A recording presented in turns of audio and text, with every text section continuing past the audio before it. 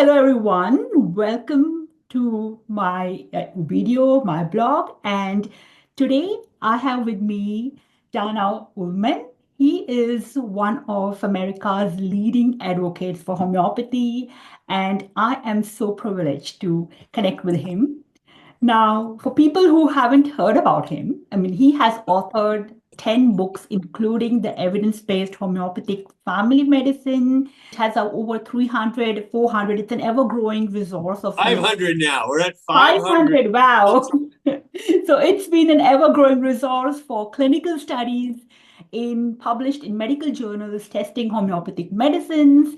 And I'm also excited about the homeopathic revolution, which has some amazing stories about successful, famous people in the last 200 years who have used and advocated homeopathy. Now, Dana is also the founder of Homeopathic Educational Services. Again, it's one of the leading resource for homeopathic books, for tapes, for medicines, softwares, courses. He's a regular writer for the widely popular website Huffington Post, and he wears so many hats. So, Dana, it's a privilege to connect. I need to wear hats, as you can see. That's right. So, And although I previously wrote for the Huffington Post, they're no longer accepting articles on homeopathy over the last several years. right, Uh, right. Mm-hmm. yeah. When AOL bought them, they began to separate from the original mission of Ariana Huffington. And when I wrote for them between 2009 and 2015, Mm-hmm. the health editor grew up on homeopathy. So whenever I sent her an article, she'd put it on the front page of the Huffington Post, which would get hundreds of thousands, maybe millions of readers. And almost every article I wrote would have 1,000 comments. That degree of dialogue. So, now, mind you, that's not everyone loving homeopathy. It's back and forth. So, I get it. yeah. So, Dana, over the years, you have been an author, an educator, a researcher, an advocate. How did you come into homeopathy for the very first time? Tell us about it. Okay. Well, I come from a medical family. My father was a pediatrician, and ironically, or maybe cosmically, he was a allergist. And allergy, of course, is that homeopathic method that gives small doses of what people are allergic to. It's not that I learned that from him at all. I mean, it's just that he was a pediatrician, so he had a little bit more of a background in some prevention. And because he was an allergist, he was very supportive of mothers breastfeeding and Right. that type of natural care. And he was really into minimizing treatment only when necessary. Mm-hmm. And so those are the important lessons I learned from him. However, being a child of the 60s, we may do some things like our parents, but with a twang, even sometimes a major twang. So when I was a junior at UC Berkeley, I was exploring natural medicines. I was interested in herbology. I was interested in nutrition. I was interested in different body therapies. But at 19 years old, when I got introduced to homeopathy, I really got smitten.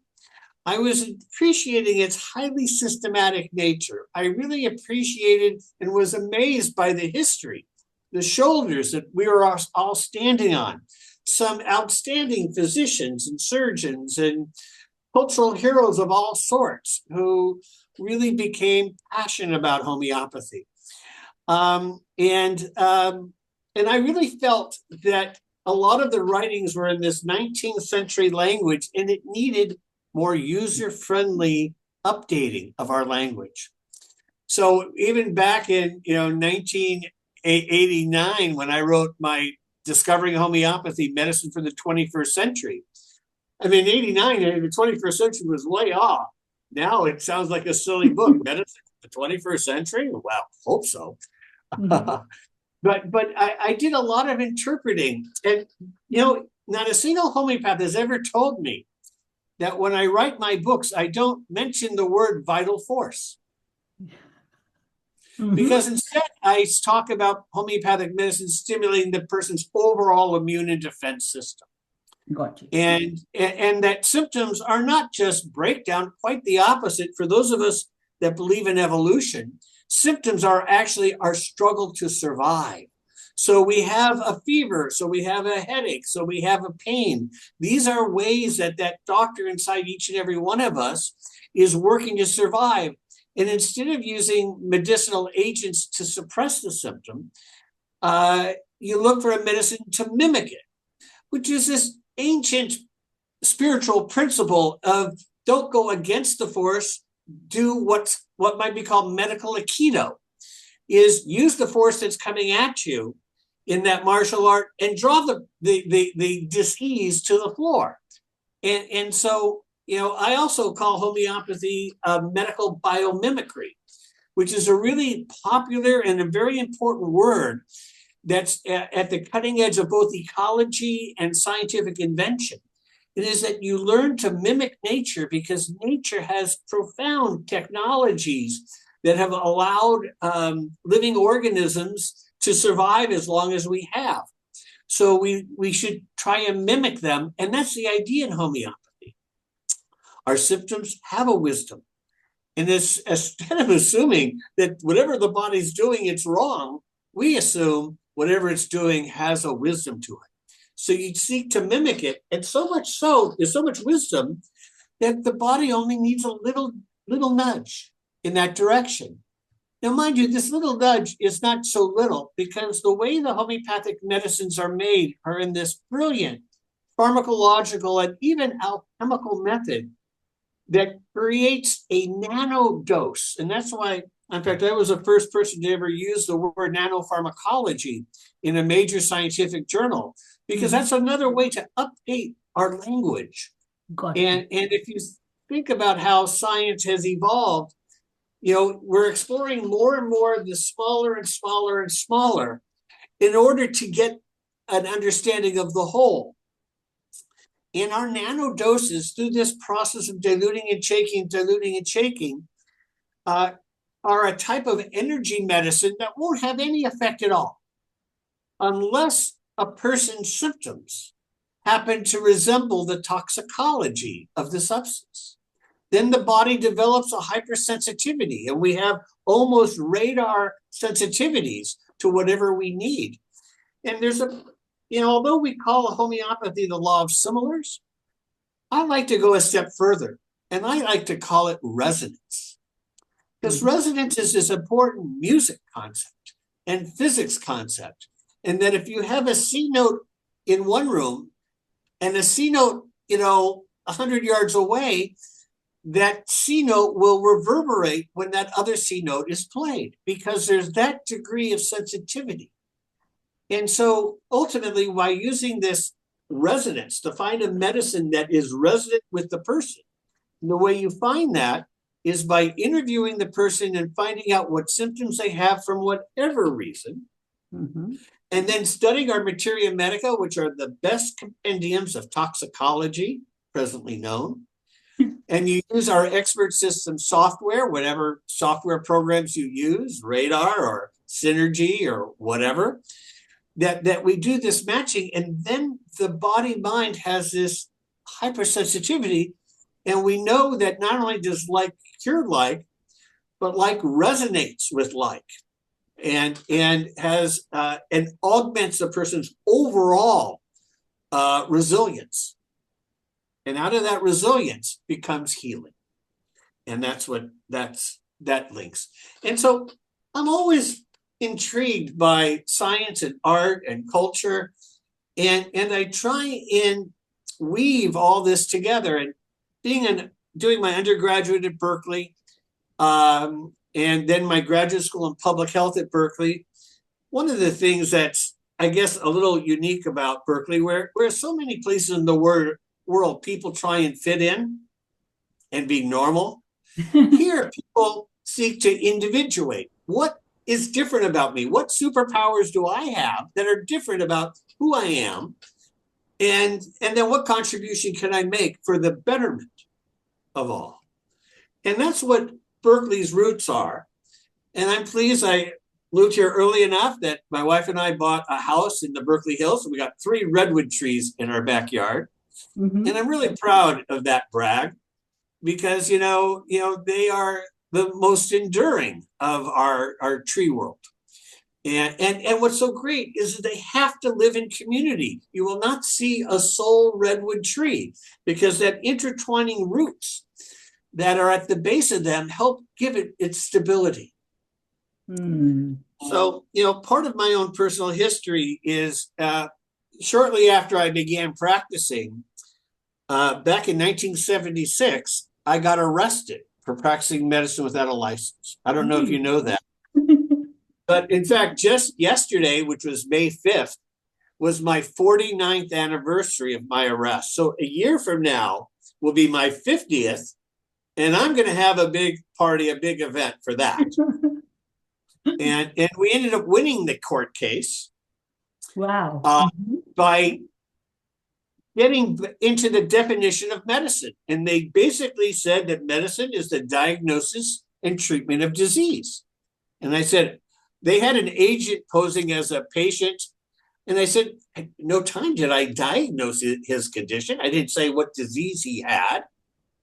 In fact, I was suspicious of the guy from the beginning because he came to me and he was having eczema, for which he went to a doctor and got X-ray treatment. X-ray? I mean, they should arrest that doctor right there. And he had a chronic rhinitis. It's a little funny because one of the medicines I gave him was a bowel nosode. Because I didn't want to give him sulfur to begin with, and I was just learning about bowel nosodes.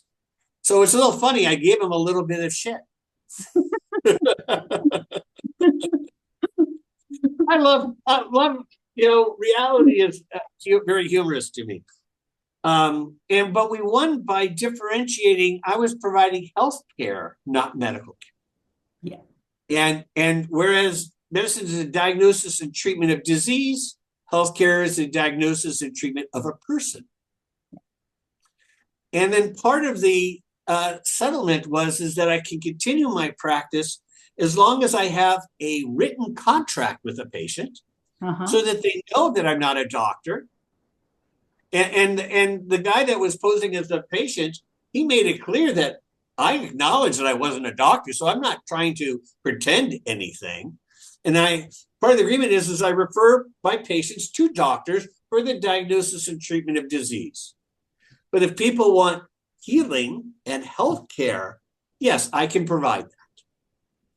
And we now use a contract. And I do that even today via Zoom.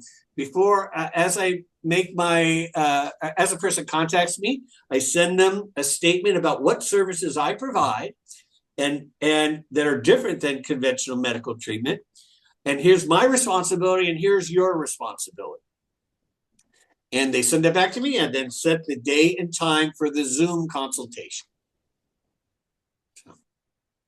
This is really fascinating, Dana.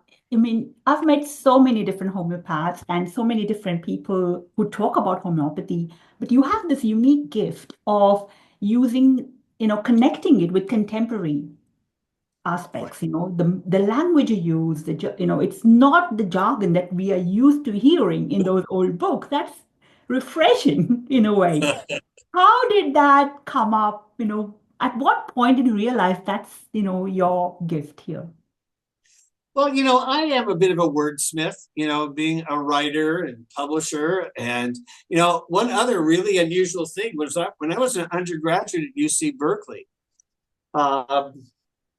I didn't want to do any of the conventional majors. They seemed way too generic. And at UC Berkeley, if you're an honor student, you can create what's called an individual major, where you make up the title and then you choose the courses. But then before you graduate, you have to write a dissertation on that subject. So I have an undergraduate degree in human learning. Okay. I was interested in psychology, but to me, to understand learning, you have to understand physiology, and you have to understand anthropology, and you have to understand some things about genetics, and you have to understand things about environmental issues. And so, but then the other thing that is an important part of my own personal revolution is Dana, my name, is my middle name. And I was born Gregory or Greg. And when I moved to Berkeley, I was walking the streets and the idea came to my head to take on my middle name.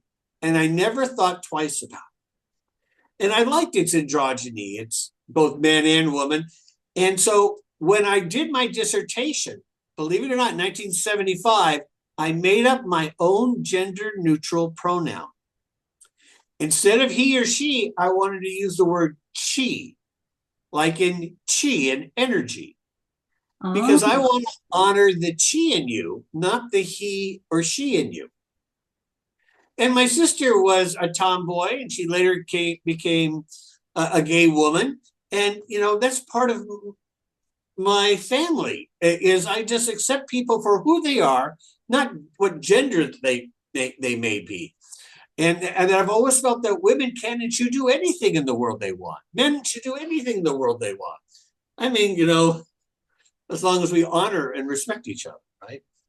So, you know, words are important. And being a person that likes to see both reverence and irreverence in things, I have a wry and weird sense of humor. And that when people have a weird sense of humor, they look at things in unusual and weird ways. But, you know, that's part of my life too. It's wonderful. So let's talk about this book. I've never seen something like this as a collection, right? This book on evidence-based homeopathic family medicine. I mean, Yeah. it's a huge effort. It's an ongoing database. What is this all about, Dana? What is it emotionally, physically, mentally? How? Where do you start?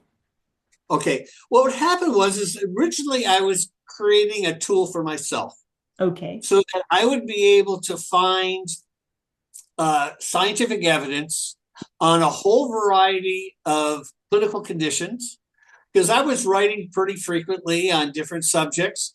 And then rather than, you know, have to recreate the wheel each time, I thought whenever I'd see something, I'd put it in a chapter, and it kept growing and growing and growing. And, you know, several times a week, I would go to PubMed to see whatever new studies were also being developed. And, you know, here's the background behind the effort, though. Okay. I'm always looking to grow homeopathy. And the two ways to grow homeopathy, actually, the most important way is for someone to try homeopathy. Yes. And then once you actually try it, then you have a sense. You know, that's what our founder, Samuel Hahnemann, has on his very gravestone, aude supere, to Latin words, which means dare to taste, dare to experience. He was daring us to try homeopathy. But how do you get them to try it? So one way you get people to try it is to show them the scientific evidence. That there is much more scientific evidence than people realize. There's 500 clinical trials, many of which are in the highest quality scientific journals in the world. The Lancet, several. British Medical Journal, several.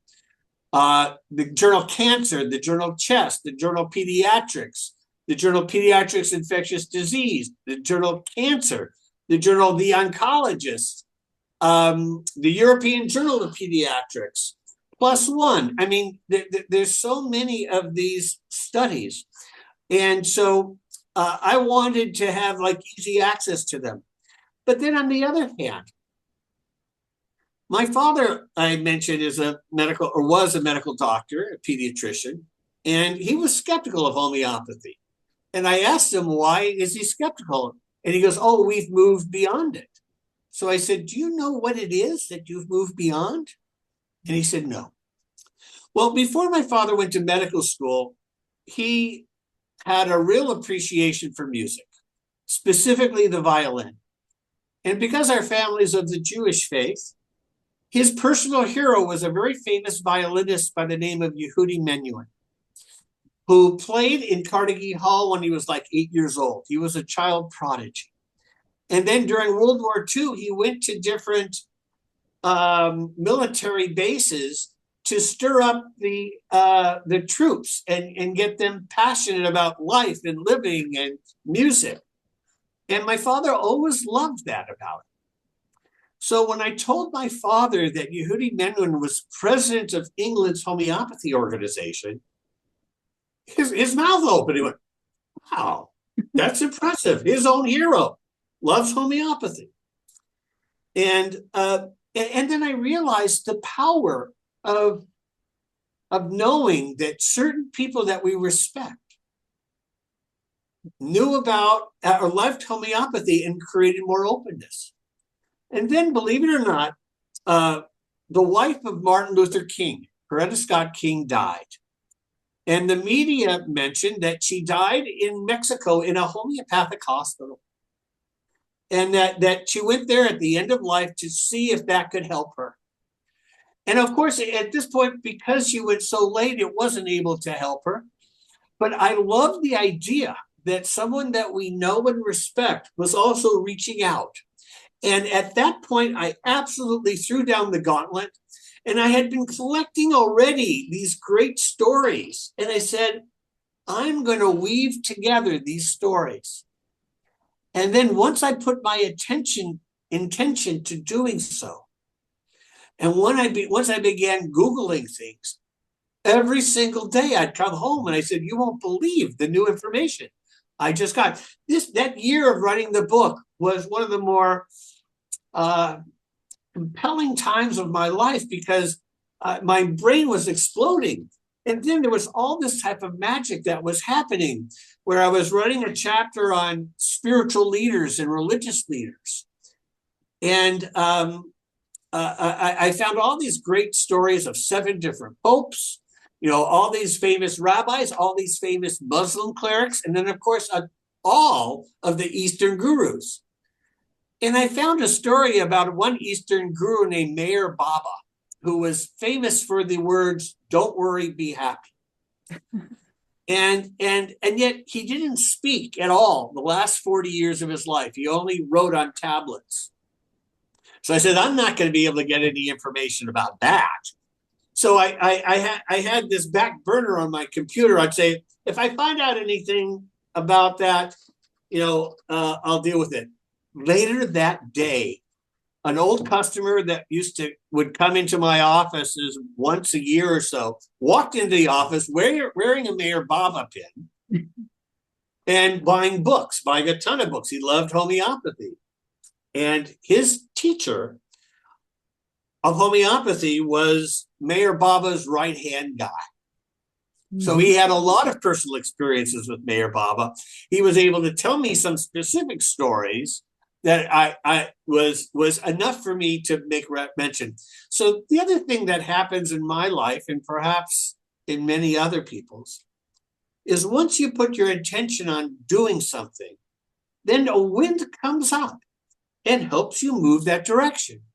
Not without, there's still the obstacles, don't get me wrong. It's not as though you're home free once that you make a decision, but you get a wind at your back. And one of the great quotes I found from a French playwright was, no wind blows on a ship without a port of destination. In other words, once you know where you're going, then a wind does come and takes you there. But like any sailboat, it's not a straight line. You go here, you go there, here, you go there. A little bit of that. So,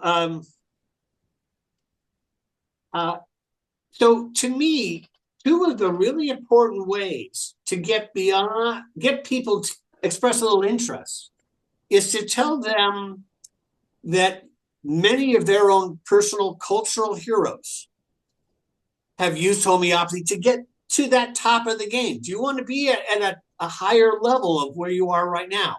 What does it take to be there? Sometimes you need to do a little homework and not just be a sheeple and go where everyone's going. In fact, that's the surest way to not get there. So, a couple of the stories in my book, the 2 longest stories in the book, are of Charles Darwin and J.D. Rockefeller. Okay.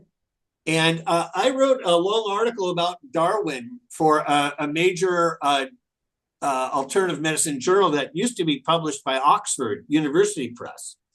And I'm really proud of that story because Darwin was a skeptic of homeopathy. He even once said, I don't have an atom of faith in homeopathy. And yet nothing else helped him as much as homeopathy did. And because he kept a diary, I was able to go to UC Berkeley's library, and there's all these books that cover all his background. And I was able to piece together some stories of his life that were just amazing. Wow. And the same thing happened with Rockefeller. In fact, right now, I'm finishing the final touches of an article about J.D. Rockefeller and his special love of homeopathy, but why in the 20th century, when he gave away almost $1 billion, not a single cent went to a homeopathic institution. Mm-hmm. And that's a very sad story.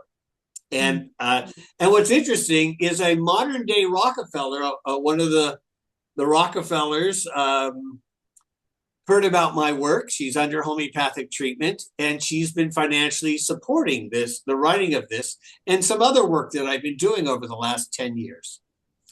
So, I love the fact that, karma, doesn't die. It's just like, life, we get reincarnated in some shape, way, or form. But the bottom line is,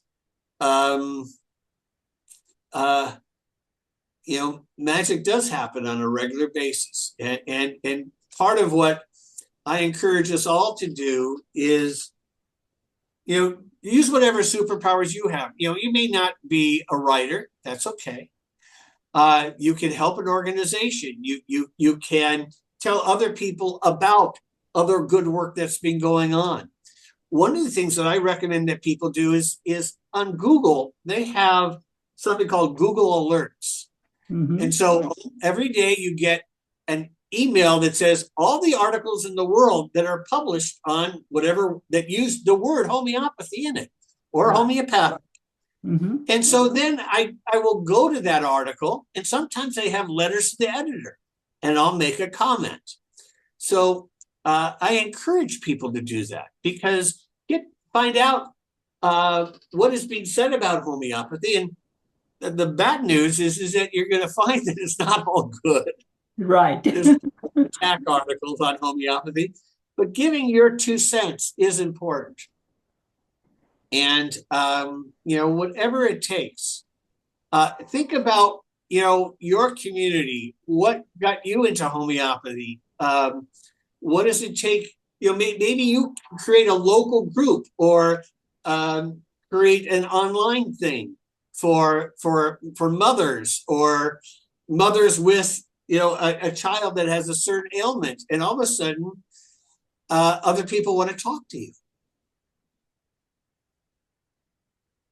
Dana, you've been, it's so inspiring just to hear you. And you've been on this front for so many decades now. What keeps you motivated at this age? What is it? In the face of negativity, skepticism, what keeps you going?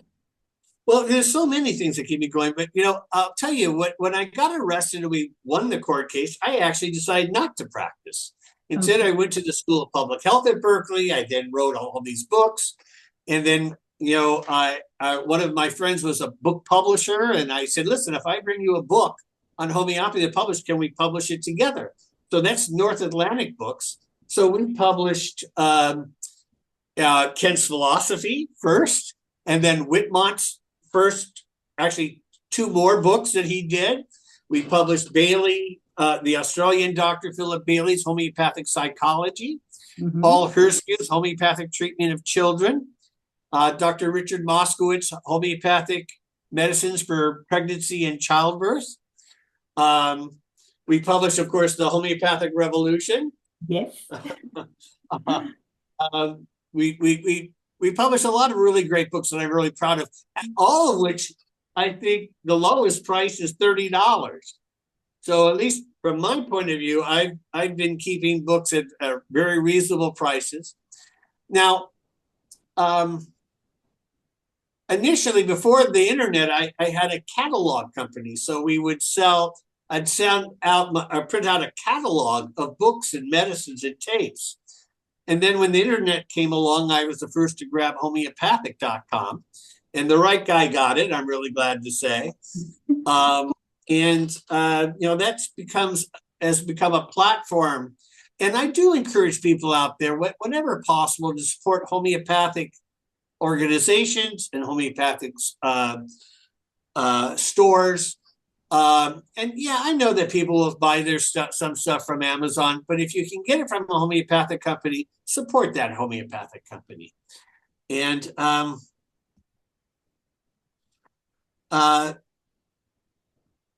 Gandhi said, so much of what his work was, he wasn't always trying to be successful.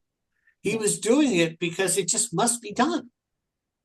And that's my underlying fire is, success or not is wonderful.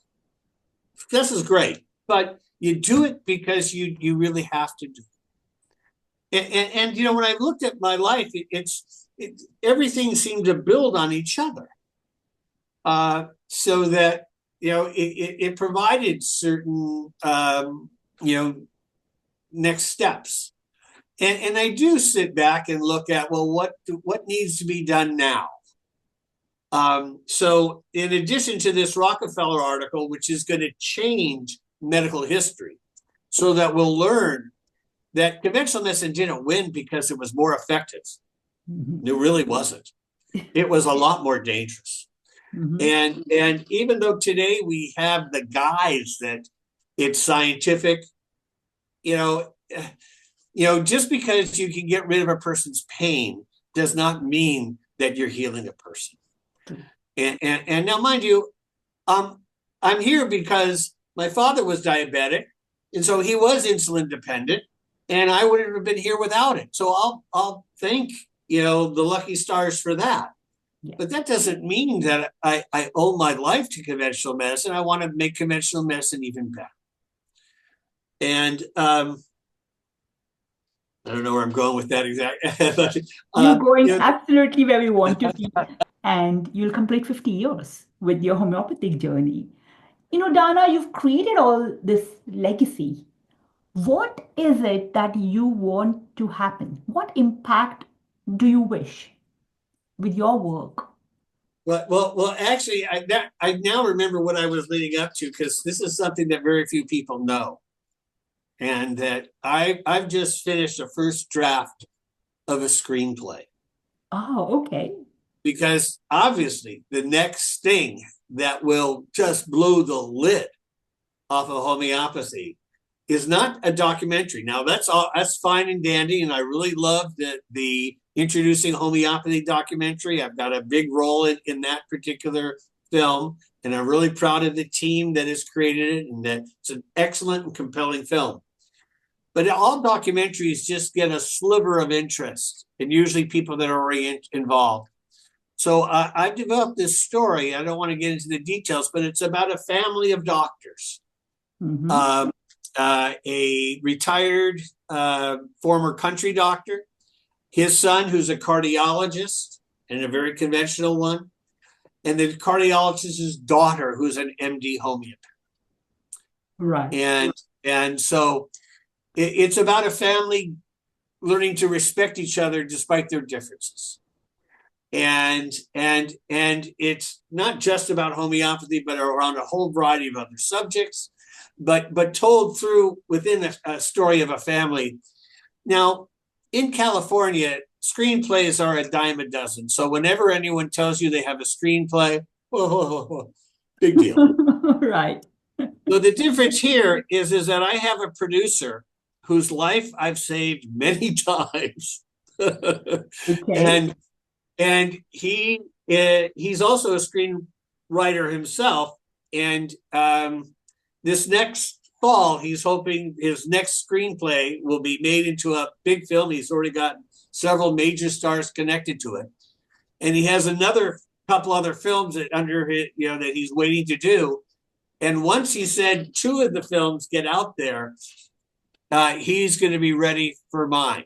So just having a screenplay is meaningless, but if you have a producer who can actually raise the money to make it happen, then you're in a different league. And so uh, I think once I think of homeopathy a bit like a rocket ship, is just getting out of the gravitational pull of the earth is challenging.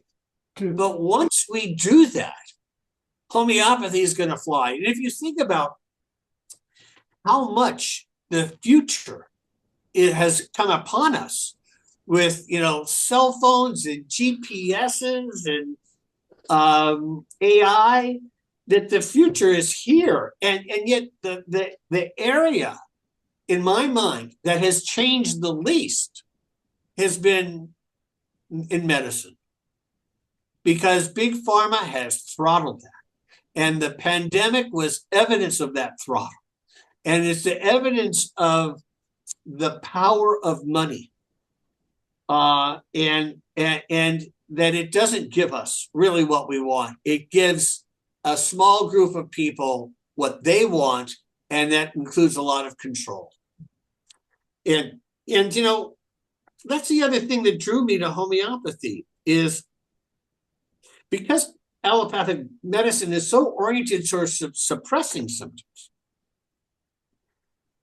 Part of a good person living in Berkeley is freedom. And when I got arrested, we had a group of people that came to support my efforts, and we created this really cool poster. And even though at the time politics on the progressive left was health is power, we decided to say, no, health is freedom.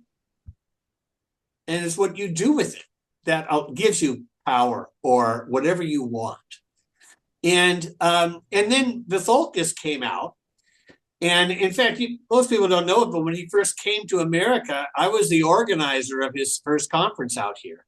And we had him speak at Stanford, we had him speak at UCSF, and we had him speak at the leading museum in San Francisco, the Museum of Natural History. So a really, wonderful place. And, that gave George a platform. And his message at that time was health is freedom. So, I mean, it was almost, a little bit of divine connection. And so, and then one of the other things that I'm proud of my background is that because I was connected initially to UC Berkeley back in 1981, I organized a conference through what's called the University of California Extension Program. They have educational programs, sometimes conferences.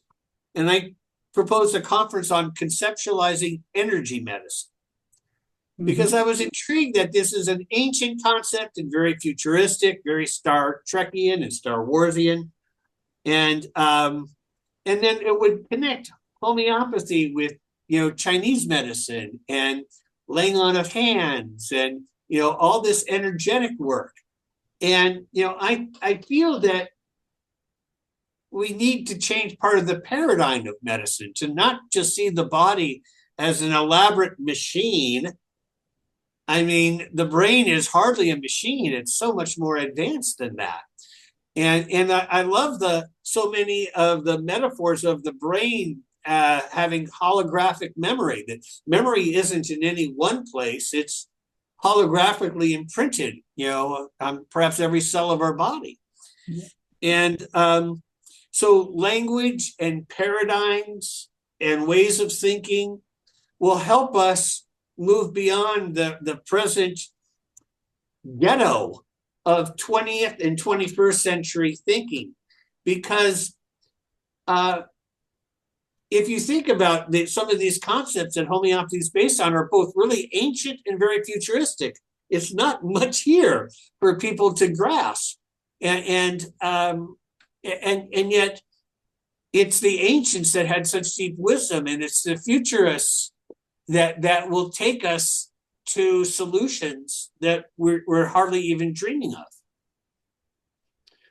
So, I do feel like, when I wrote the book Homeopathic Revolution, that I like to be reminded that we're standing on the shoulders of giants. And so that's what also keeps me going is we have all their work to stand on. And you can't see it exactly, but in the back here, I have some bookshelves with glass museum type of thing, is because, I've been collecting homeopathy books from the get-go. And I was even able to buy 1,000 homeopathic books and journals from UC San Francisco once when they were getting rid of their duplicate copies. And so I have a little treasure trove, so I feel some responsibility for growing our field and connecting our past up with our future. So, if you had to give one piece of advice to young homeopaths who are graduating and, finding their feet, what would you say? Well,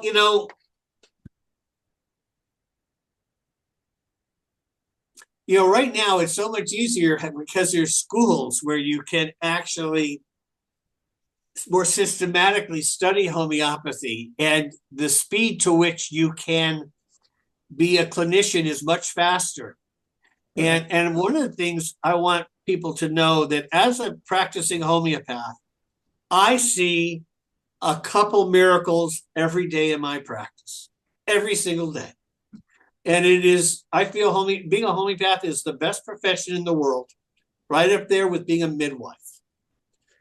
And it is so rich and so fulfilling to, on a regular basis, see people go from here to here. And of course, I don't help everybody. Nobody does. But,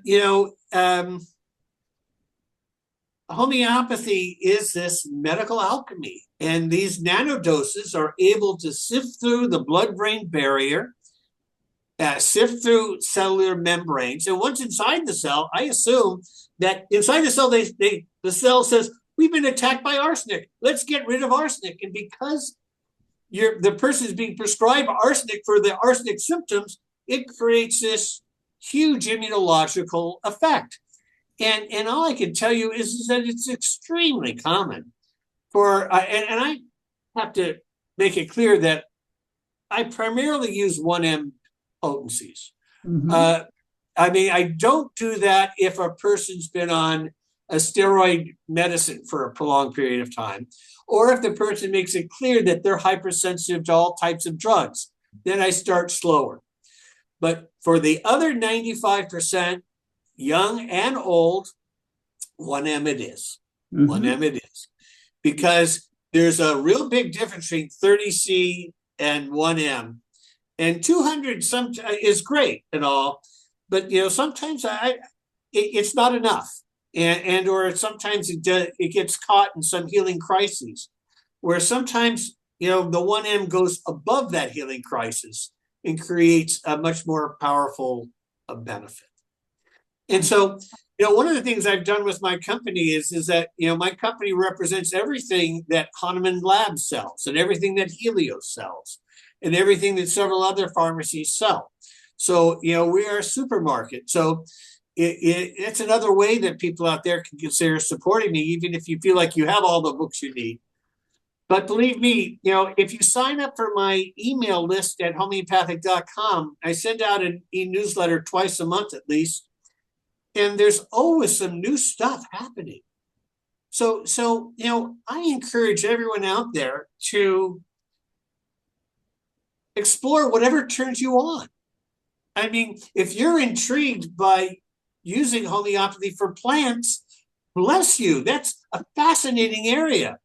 In fact, next month I'm going off to Greece for a homeopathic research conference. And the last big research conference that took place 2 years ago in London, the biggest and most exciting research was done on using homeopathy for plants. And also for animals and for fish. Really? Yeah. Yeah, what they're doing is they're actually putting homeopathic doses in lakes and having noticeable effects on fish by doing so. And then at the same time, if you have some interest in children, in some of the different spectrum ailments, whether it be the autistic spectrum or the hyperactivity spectrum. I mean, they're treating kids is such a great investment in a person's life, because you're changing their lives. And then by doing so, you're improving the quality of life of the parents, so that they're they don't have to be just tending their garden, but can let their garden grow. Find the different things that turn you on. And I mean, there's so many really interesting books. My newsletter has some great books that are on a whole variety of different subjects. Now, I do recommend that there's a tendency in homeopathy these days to do different avant-garde, cutting-edge types of homeopathy. Don't go there yet. First, learn the basic polycrests. It's like being a ballet dancer. Before you can do super avant-garde ballet, do the pliés, do the normal things, and then you can get creative with it. So, I adore Sankaran, but I just don't recommend you start there. Start with Hahnemannian and Kentian homeopathy. Know all those great polycrest remedies inside and out, and then use that as the base from which to grow.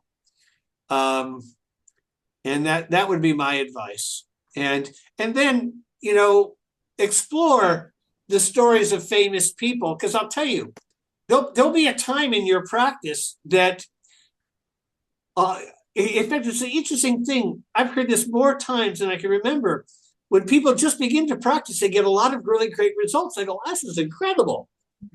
And then after a year or so, they go through a quiet spell, and they're not finding the right remedy, and they're wondering, is it homeopathy really work? And so here's where reading a book like this and reading the stories inspires you. Hang tough. There's this ebb and flow. So, don't be impatient, but just continue on, and then also develop a group of people to whom you share information and learn from. True. And that's a really great service that you're providing, is, you're turning people on to, teachers in homeopathy, and encouraging people to talk amongst themselves and learn from each other. And bless you for that. Thank you, Dana, and thank you for your inspirational words. Thank you for the energy you're radiating. It's just oozing out, and it is something, expanding the horizons, helping us look always to expand this box. And screenplay. Wow, I can't wait to see where this takes us and takes you, and for homeopathy as a whole. But if people who want to connect with Dana, I'm going to put all the resources and his links to his newsletter down below this video. But thank you so much, Dana. Thank you for doing what you do, and for us, all of us. Great. Thanks a lot. Thank you, everybody. Take care. Bye for now.